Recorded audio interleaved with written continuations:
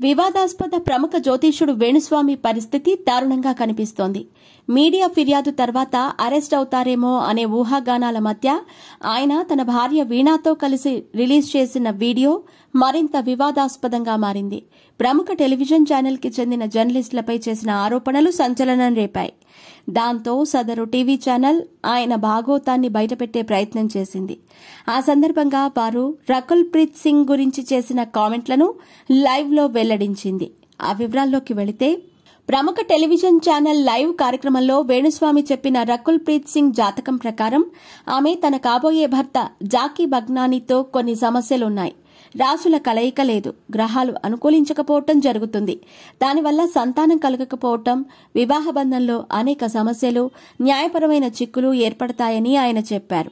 రకుల్ ప్రీత్ సింగ్ ఆమె భర్త జాకీ బగ్నానీ జాతకంపై విపులంగా విశ్లేషిస్తూ గ్రహాలు రాశుల మధ్య సమతుల్యం లేకపోవటం వల్ల, అనుగ్రహించకపోవటం వల్ల ఇలాంటి వారికి జైలు శిక్ష కూడా పడే అవకాశం ఉంది.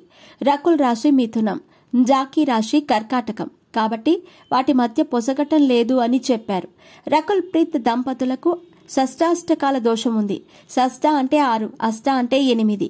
రకుల్ జాకీ పెళ్లి చేసుకుంటే గ్రహదోషం వల్ల వివాహం, ఆ తర్వాత విడిపోతారు.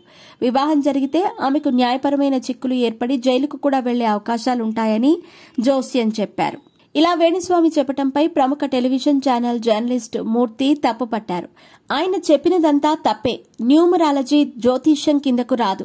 ఆయన తనకు తెలియని జ్యోతిష్యంతో సెలబ్రిటీలను, ప్రముఖులను బ్లాక్మెయిల్ చేసి వారిని భయపడుతున్నారు.